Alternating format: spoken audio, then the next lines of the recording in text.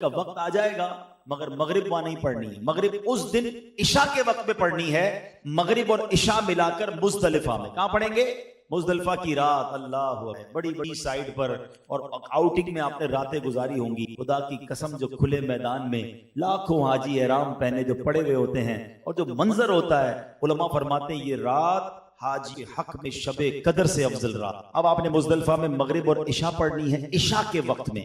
لیکن جو مزدلفہ کا واجب وقت ہے، یاد رہے عرفات میں حقوق اللہ معاف ہوئے تھے اور مزدلفہ میں حقوق العباد معاف کیے جائیں. تو مزدلفہ میں جو واجب وقت ہے نا، وہ فجر کا وقت جب شروع ہوتا ہے تب واجب وقت شروع ہوتا ہے. کچھ لوگ مسٹیک کیا کرتے ہیں، رات تو گزارتے ہیں فجر سے پہلے چلے جاتے ہیں. نہیں، فجر وہیں پڑھنی ہے. یہ کم از کم فجر کا وقت سٹارٹ ہونے تک وہاں رہنا ضروری ہے تاکہ آپ کا واجب ٹائم پورا ہو جائے. اب صبح کون سی تاریخ لگ گئی؟ 10 ذوالحجہ. ہم یہاں کیا کرتے ہیں؟ بقرعید مناتے ہیں نا. حاجی اپنی شاندار تھکا ہوا بھی ہوتا ہے، کپڑے بھی میں بال بھی بکھرے ہوئے ہیں. لوگ عید کے دن تیار ہوتے ہیں نا، حاجی تھکا ہوا ہوتا ہے. اللہ کو تھکا ہوا یہ میلا کچیلا حاجی بڑا پسند ہے. اب 10 ذوالحجہ کو اس نے 3 کام کرنے ہیں اور وہ تینوں کام ترتیب سے کرنے. اس کی ترتیب بڑی ضروری ہے. پہلے اس نے کیا کرنا ہے؟ رمی کرنی. کیا کرنا ہے؟ رمی کرنی. رمی سے مراد پتھر مارنے. کس کو مارنے؟ شیطان کو مارنے. اور پہلے دن بڑے ہی شیطان، ایک ہی شیطان کو مارنے. 7 کنکریاں مارنی. ٹھیک ہے، تو بڑے شیطان کو کنکری مارنی ہے. اور دوسرا کام رمی کے بعد اس نے قربانی کرنی ہے. کیا کرنا ہے؟ اس کے بعد اس نے اپنے بال اتارنے ہیں، حلق کروانا ہے. آپ کا کتنے دن لگے بھائی؟ 8 کا دن، 9 کا دن، 10 کی 2 سوا 2 دن میں آرام سے تو فارغ ہو گئے نا. ساری پابندیاں ختم. کپڑے پہنے، خوشبو لگائیں، غسل کریں. صرف مرد و عورت کی جو پابندی ہے وہ باقی ہے. وہ طواف الزیارہ جیسے کریں گے 2 سوا 2 دن میں آرام تو آپ کا اتر گیا. اب آپ کا رہ گیا طواف الزیارہ. اس زیارہ کا بڑا فرض ہے کرنا. تو 10 ذوالحجہ کو چاہیے، افضل ہے. اگر رش ہے، تھکے ہوئے ہیں، آپ 11 کو، 12 کی غروب آفتاب پہلے آپ طواف. تو اب 10 کا دن کی رات اور 12 کا دن ہمیں گزارنا ہے. 11 اور 12 کو رمی کرنی ہے جمرات کی. اور یہ جو رمی ہے یہ تینوں جمرات کو ہوگی، چھوٹے، درمیانے اور بڑے کو. 11 کو بھی آپ نے 21 پتھر مارنے، 12 کو پتھر مارنے. تو یہ آپ کے 5 پورے ہو جائیں. اچھا، مزدلفہ میں ہم نے کنکریاں جمع کرنی ہے. یاد رکھیے شیطان کو مارنے کے لیے. تو کنکریاں بہت بڑی بڑی نہیں، بادام ہے نا، کھجور کی گٹھلی جتنی کنکری ہونی چاہیے. بہت بڑے بڑے پتھر بھی نہیں، چھوٹے چھوٹے دانے بھی نہیں. تو کم از کم کھجور کی جتنا پتھر ہو. تو آپ نے مارنے کتنے؟ 7، 21 اور 21، 40. آپ کریں یہ 63 لے لیجیے. نبی پاک کی عمر مبارک کے 63 سال. نسبت والے لوگ ہیں نا، 63 لے لیں. ابھی تو شروع میں پڑا تھا کچھ چیزیں زیادہ لے لو، کسی اور کو کام آ جائیں گے. اب پتہ چلا آپ نے کنکری ماری، آپ کا نشانہ ہی صحیح نہیں لگا،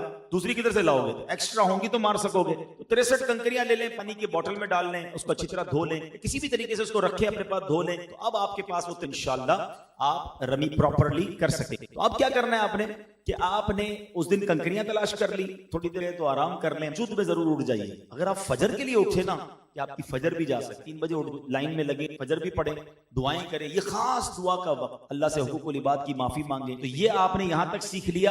اب میں اس کو 8 ذوالحجہ کو جا کے بعض 7 ذوالحجہ کی رات بھی، بس بسیں رات کو ہی چلنا شروع ہو جاتی ہیں، تو کوئی حرج نہیں ہے. بہتر یہ تھا کہ 8 کی صبح جائے. انتظامی امور کی وجہ سے بسیں رات میں جا رہی ہیں، ہمیں جا کے یقین کریں یاد رہتی ہے کہ خیمے، اور وہاں جا کر جو ایک الگ ہی اس کا سما ہوتا ہے. تو بہرحال آپ خیمے میں چلے جائیں، کوئی مسئلہ نہیں. سنت وقت کب شروع ہوگا؟ 8 ذوالحجہ کی جب آپ ظہر ادا کریں. ظہر سے آپ کا ٹائم سمجھ لے گویا کاؤنٹ ہونا شروع ہوگا. اچھا، اب جو 8 اور 9 کے درمیانی رات ہے نا، یہ کہاں گزاریں گے؟ مینا میں. یہ رات اس کو شب عرفہ کا. اور ایک روایت کے مطابق اس رات کے بارے میں بھی یہ فرمایا گیا، یہ حاجی اس رات رو رو کر دعائیں مانگیں. امیر اہل سنت بڑی پیاری دعا، دعائے شب عرفہ. یہ دعا آپ اس رات پڑھیں، جتنے 1000 بار پڑھیں، اور اس رات تہجد بھی پڑھیں، دعائیں کریں. وہ میں نے دیکھا ہے خیموں میں لوگ مستی مذاق، کھانا پینا، بعض اوقات لڑائی جھگڑے بھی ہو رہے ہوتے. فلا رفث ولا، حج کے اندر لڑائی نہیں، گندی باتیں نہیں، اس میں گناہ نہیں کرنے، اس میں مغفرت چاہیے. تو یہ 3 باتیں یاد رکھنا: جھگڑا، بری باتیں اور گناہ، بچنا ہے. تو بھائی کوئی بات نہیں اگر میری جگہ کوئی آ کر بیٹھ گیا ہے، کچھ لائن میں سے پہلے واش روم میں چلا گیا، وہ لڑنے تھوڑی.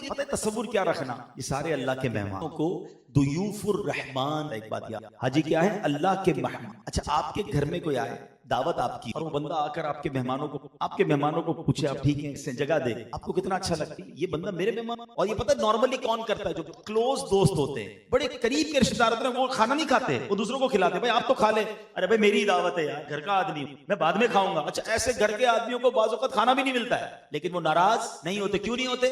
میری دعوت کوئی بات نہیں، مہمان ہمارے مہمان ہیں. اچھا، اس بندے سے صاحب محفل یہ دعوت والے کا ریلیشن کیسا ہوتا ہے؟ یہ میرے اپنے ہیں، ان کو دیکھو کتنی فکر ہے، میرے مہمان ہیں، یہ انتظام سنبھال رہے ہیں. بڑی گہری بات کہنے جا رہا ہوں. جو حج میں اللہ کے مہمانوں کی خدمت کرتا ہے اس کو اللہ کا خاص، اللہ فرماتا ہے بندے میرے، مہمان میرے، خدمت یہ کر رہے ہیں. میں نے دیکھا ہے ایسے لوگوں کو جو اللہ کے مہمانوں کی خدمت کرتے ہیں، انہیں بار بار بلایا جائے، وہ بار بار حج پر جاتے ہیں، اور جو اللہ کے مہمانوں سے لڑ رہا ہوتا ہے. اب اس کو الٹا سمجھ لو، آپ کی دعوت، آپ کے مہمان، اور آپ کا ایک مہمان سب سے لڑ رہا ہو، تم غلط ہو، تم پہلے کھانا. بندہ بولے یار نہیں آتا تو اچھا تھا، اگلی بار بلاؤ گے اس کو. جو آپ کی دعوت کو خراب کر جائے، آپ کو کہے یار آپ کا گھر اچھا نہیں ہے، آپ کا کھانا اچھا نہیں ہے، آپ کے یہاں بہت رش تھا،